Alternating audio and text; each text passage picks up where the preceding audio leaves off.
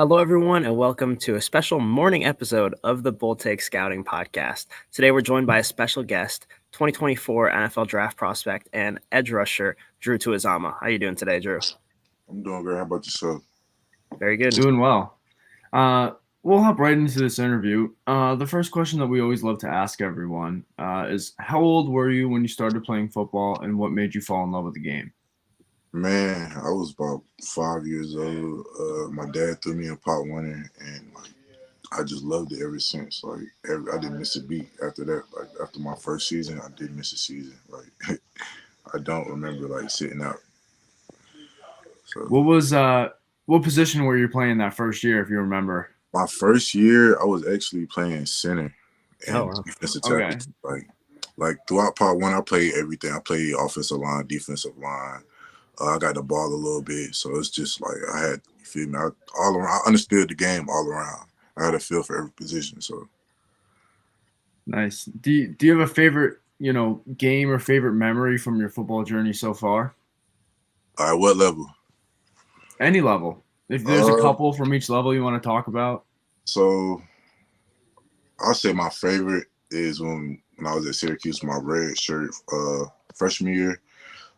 It was 2020. We played Clemson during COVID, and I had blocked the punt, and we was down 0-17, and we forced a 3-and-out, and we got that punt block, and we scored. And after that, I just felt on top of the world. Like during that moment, just it was like real quiet in Death Valley, and you couldn't hear nobody, and I was just, I felt on top of the world at that moment. Yeah, Yeah, I mean, it must have been a pretty big moment to quiet Death Valley because, Clemson's a huge football school, and I'm sure it's really crazy in there most times. So that's got to feel pretty cool. Yeah, for sure. So you mentioned that you started off your college career at Syracuse. So let's just retrace your football journey to this point. And you actually in high school were a two-sport star, and you were playing basketball too, and got a prominent offer from a Division I school in St. John's in that regard too. So what led to you pursuing football over basketball in college? To me, football was my first love, actually. So and it was it was easier because, getting a scholarship in basketball, it's only but so many scholarships they could give out every year. And in football, they could give out, many scholarships. So it was a brainless decision. So Yeah, that makes sense. And why did you choose Syracuse over some of the other prominent Power Five schools that you had offers from? they gave me the best opportunity. Mhm. It gave me the best opportunity to go, especially that time period. It was kind of like I was destined to go to Syracuse because I was about to go to ECU. They fired Larry Fedora. Then I was about to, no, not ECU, but UNC. Then I was about to go to ECU. They had Montgomery as their coach, and they fired him. Mhm. And then Syracuse was the only school left I was really interested in going to. Mhm. So, I was kind of destined there. Yeah, that's what I think a lot of the fans don't really see sometimes, is that you're not necessarily getting recruited by a school. It's really specifically a coach, and that sometimes your recruiting plans can get turned upside down if that coach ends up leaving. But so you chose to go to Syracuse. You redshirted your first year, played a year there, and then ended up moving to a junior college in East Mississippi Community College. So what went into that transition, and what did you take away from JUCO that ended up making you better as a person or as a football player? JUCO, it just really humbled me, kept me focused because you really couldn't do nothing but play football and do homework. That's about it in school, but it's only Dollar General and 2 gas stations with a little chicken spot. But it really humbled me, being so far away from home. I couldn't go home every weekend. It really helped me build my relationship with God. I got into my Bible a lot when I was down there. So it's just, growing mentally and spiritually while I was down there. So I really appreciate that experience. So after your time at JUCO, you transferred to UAB for the 2022 season.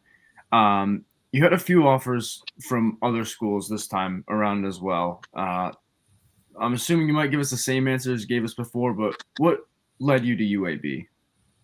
I just needed the opportunity to play. Like I knew what I could do. Like I had an offer from Ole Miss and other Power 5 schools, but I wanted to play right away. I wanted to have the best opportunity for me to present my skills because I knew what I could do. I just had to, you have the opportunity to do it. And UAB presented the best opportunity to me. So, yeah. So in that, last year, which was your first year at UAB, you had your most productive season at the FBS level, 5 sacks, and you were named honorable mention for Conference USA All Conference. So what went into making that instant impact on a new team? Really just understanding our defense, understanding what we wanted to do as a team, understanding my strengths and my weaknesses, understanding where I'm a better rusher at, watching film. Like last year I really dissected film like more in depth. So I really understood what to do against like other opponents.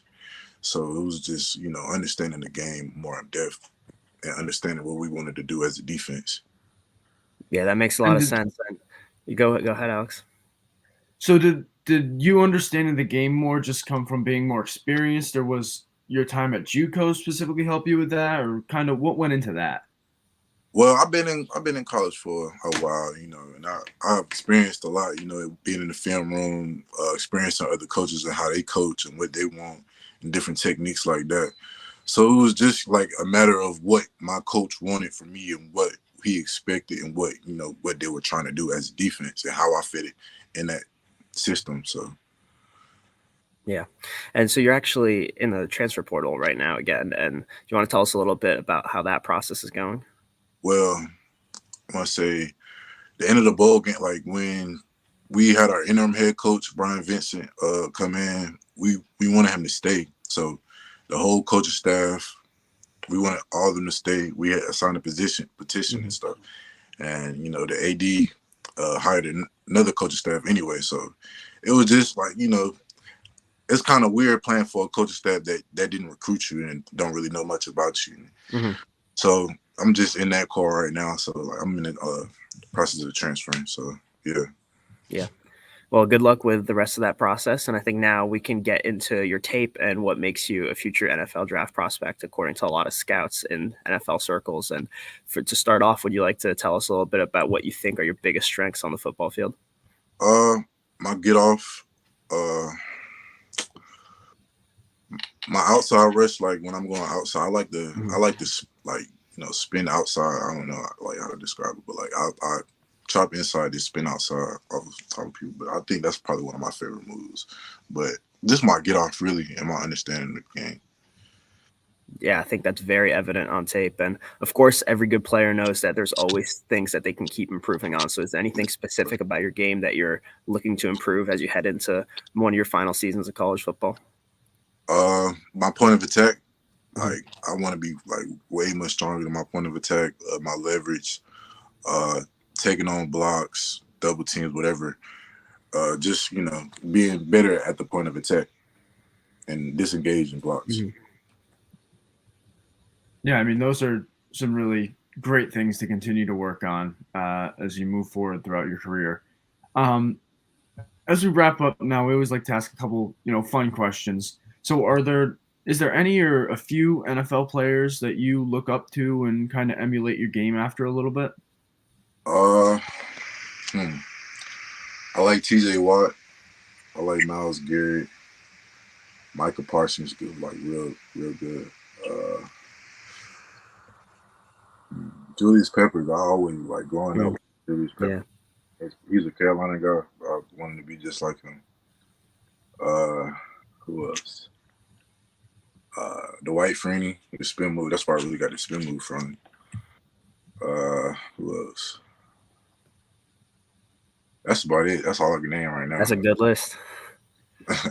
Yeah, and you mentioned that you got the spin move from watching Dwight Freeney. Are there anything else that you take from those other guys you've mentioned or try to emulate? Myles Garrett's cross chop is really deadly. I like his cross chop, so I like to watch him and get moves from him.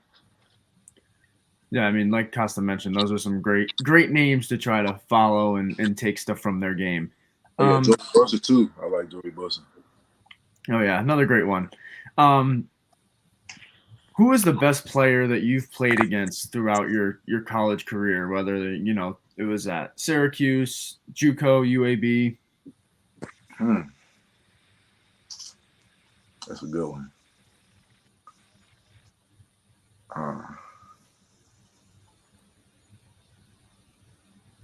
Or a couple best guys. player everybody would probably say would be Trevor Lawrence, Mhm. just because he was number one pick. But like somebody that was just out of this world, like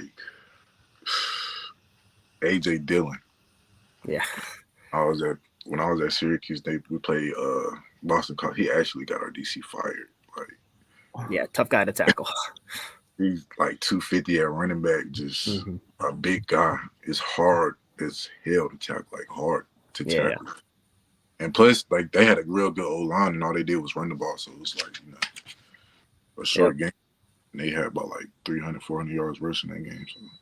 So yeah, he's like a bowling ball when he gets going. So that definitely is not someone that I would want to tackle. But we like to end off on a pretty inspirational note, and just by asking you to share what's the best piece of advice that you've received at some point in your football journey from anyone around you that's really stuck with you. Just keep going, man. I've been through ups and downs and trials and tribulations throughout my journey in football. And my main thing was just keep going, keep grinding, keep at it, and you will reap the benefits of what you put in. Yeah, I think that's great. Great advice for, anyone, whether it's sports, life, whatever, maybe you're going through tough time, whatever it is. I'm sure maybe you felt that, maybe having to transfer, stuff like that, and just, put your head down, keep working, and, just keep moving on. And obviously, you saw the benefits last year at UAB, and I'm sure you'll continue to see those benefits as you move forward in your football journey. Thank you. So, Drew, we appreciate it. Thanks for coming on, doing this interview. Good luck with everything. We'll be looking to see what happens for you in the future in this next upcoming season. So once again, thanks for coming on, and we really appreciate it. Appreciate y'all. All right, have a good one, man. Have a good one. Thanks, everyone, for watching and listening. We'll be back with another episode soon.